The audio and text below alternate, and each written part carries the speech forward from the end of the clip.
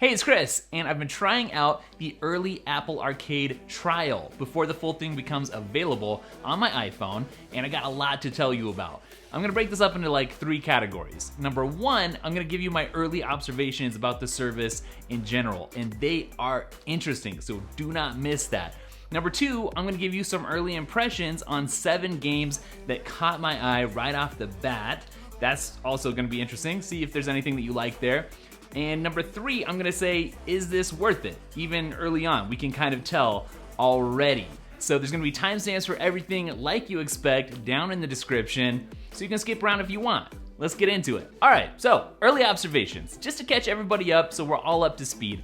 Apple Arcade, $5 a month for 100+ games, most of which are exclusives to Apple Arcade. Now, here at launch, there aren't 100 games available yet, but they're coming. They're gonna be added, but I can already tell you, right off the bat, there's enough here to dig into and like. I don't wanna spoil the rest of the video, but there's enough to like for $5 already, because look, you can spend $5 easily on one game in the App Store, in the regular part of the App Store. So $5 a month for a bunch, a buffet, unlimited. That's pretty cool. Now at this point, the preview was only available on my iPhone. So I haven't tried it out on my iPads, even though I know that's gonna be amazing. iPad mini is gonna be so great for gaming with Apple Arcade. It already is, it's a great game machine, but it's just like the perfect handheld size. iPad Pros, obviously super powerful, bigger screen, better screen. That's gonna be great too.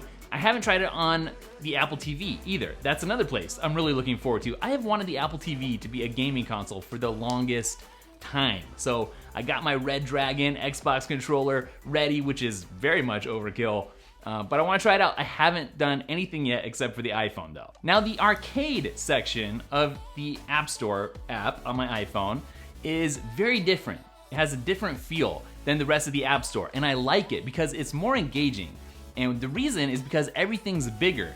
The game icons for the apps, those are bigger, so you can like get a better feel for it. And the previews are bigger, it feels like, without having to click on stuff. And so it really is a more fun and engaging way to shop for your games. Please pay attention to what I'm about to say, because this is one of my big observations. As I was browsing through the games in Apple Arcade, it struck me how different, how crazy it was to just be looking for games that I was interested in versus games where I had to measure, do I want to pay for this? So instead of thinking, is it worth this money to get this game, I was thinking, does this look fun? And that's all I had to think about. And it was a complete paradigm shift. In fact, it was such a paradigm shift that I started downloading games left and right because there was several that caught my eye right off the bat. And I quickly ran out of storage on my iPhone. And so this is something that you might want to think about. If this seems like something you're going to be really into, it may actually influence how much storage you want to get on your next iPhone.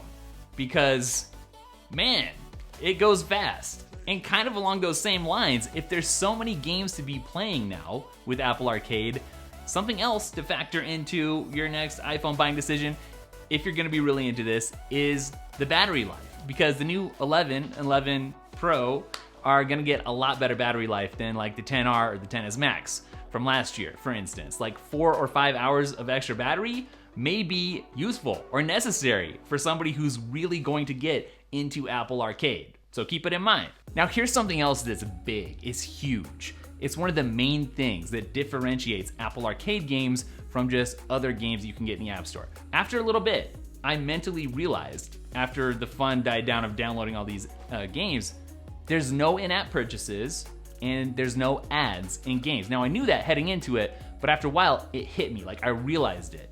And all of a sudden, I really began to appreciate it. As I was going through the different games and started playing them, no ads and no in-app purchases is a huge, huge deal. Number 1, it felt much more relaxing.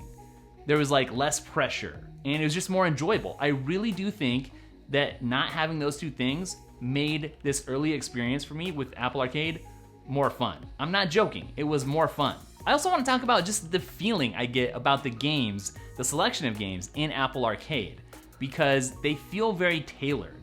They feel very curated, and there's like these themes running through the kind of games that are appearing early here in Apple Arcade. Number one, for the most part, the games feel very casual so far. So these are meant to appeal to the masses, it feels like, and not necessarily to the traditional hardcore gamer. And I guess what I mean by that is that the game mechanics are often very simple, which doesn't mean that they're easy, just simple.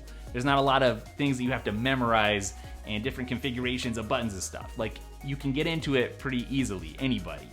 And also, there's a big focus on storytelling versus just like action and maybe rethinking what a game can be and bringing something new and inventive to the gaming experience, which is pretty cool. And kind of along those lines, I feel like the games are oftentimes very chill, with like one exception so far, just like relaxing, and there's no pressure, and playing the game is not gonna stress you out.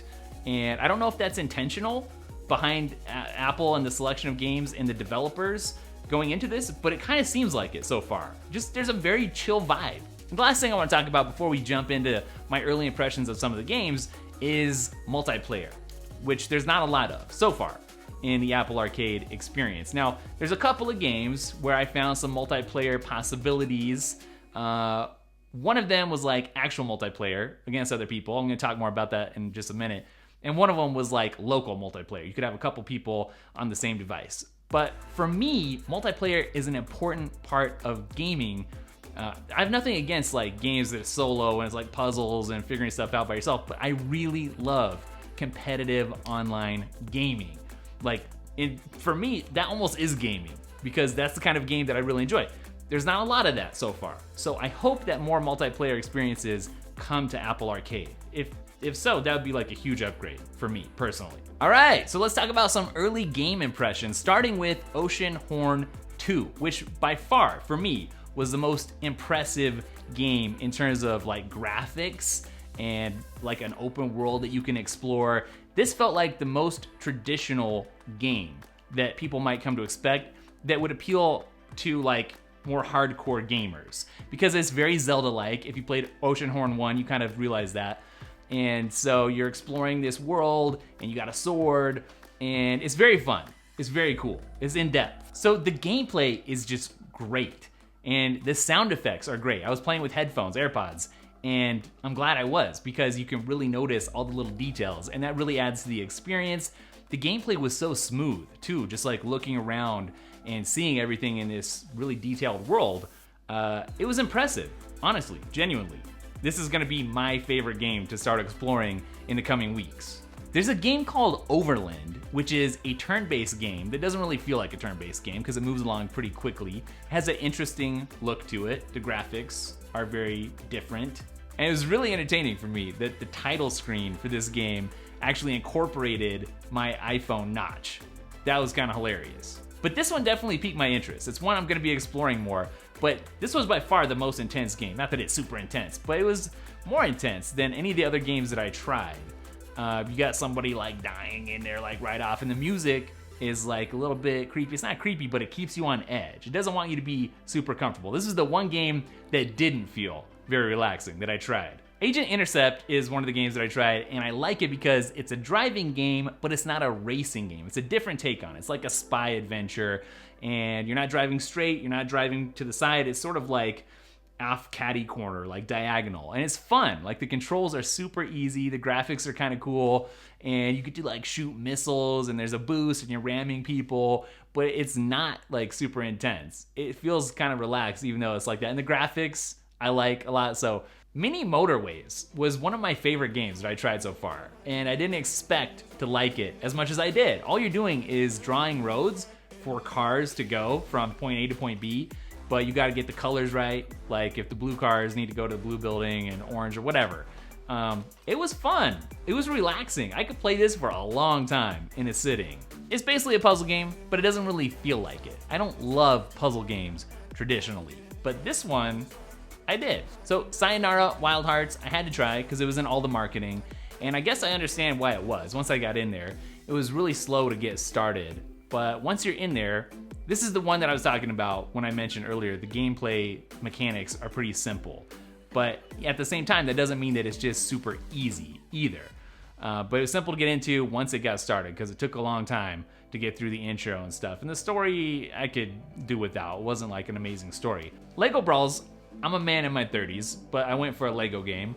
Why? Because multiplayer. This is the one thing that seemed to promise me some multiplayer action, kind of like Super Smash Brothers ripoff, which I'm okay with because I like Super Smash Brothers. And what? Legos are cool too, right? Yeah. And so this is one I'm gonna keep my eye on because I love multiplayer and I expect big things from this for me because it's the only real multiplayer experience I've even found a hint of so far. The last game I'll just mention real quick is called Skate City, which is a skating game and you're scrolling across the screen from left to right. There's just a simple control where there's a shoe button and it gets you skating, and then just how you swipe around is gonna like do different tricks and stuff. I found this game to be kind of interesting. It seemed like it was gonna have a lot of potential, but actually I found it too simple almost. Like there's other tricks that you can do and I didn't go super in depth to it yet, so give it a fair try if you're interested in it at all. But I don't know, I didn't find it super engaging so far. So to wrap things up for this early preview of Apple Arcade, there are two questions that I want to answer for you. Number one, is there fun to be had? And number two, is it going to be worth that $5 per month? Let's tackle the first thing first. That makes sense. Is there fun to be had? Yeah, actually, I'm looking through the available titles here at this preview launch, and I'm thinking there's several things that I could jump into, and that not just that, like I'm looking forward. When this video is done, while my footage is importing, going back and exploring further. And part of the fun is that I know more titles are coming for that same monthly price. It's like Tim Cook said on stage, $5 a month is the price of a movie rental, right? So it's really not that expensive. Now, obviously, we can talk about subscription fatigue and just getting overloaded with all these little subscriptions that when you add it up, you're spending like $200 a month or whatever, right? So this is gonna be contributing to that, which is kind of a bummer. And I do wish Apple would come out with some sort of Apple Prime subscription service where you can bundle everything and maybe save a little bit of money or whatever. But that begs the question then, is that $5 worth it? And for me, I think it's gonna be. Like, this is way more worth it, I think, than like Apple News, because there's a lot here and a lot of it is exclusive, whereas Apple News costs more, and what I'm really there for is like the news, but I'm getting all this magazine content, which I don't really love, but I do like the Wall Street Journal content, you know, and a few other things like TechCrunch, Extra Crunchy, or whatever. But here, I feel like the value is just there. There is no debating it. $5 a month is a really good deal. And already, the games that are available at launch, there's some fun stuff. And some of the stuff that I know has been previewed that isn't yet available to try yet looks good too. And just to be able to add to that over time, yeah, Apple's really onto something here. So when you think about Apple and the new services strategy, this is something that actually makes a lot of sense. So that is it for today's video. I hope you liked it. Leave me some questions down below. I'll try to get to those here in the first couple of days. And don't forget, you can follow at Dailytekk, spelled Daily Tekk, on Instagram and Twitter. Check out the podcasts. Check out the Clips channel if you haven't already. And I'll catch you guys in the next video. Later.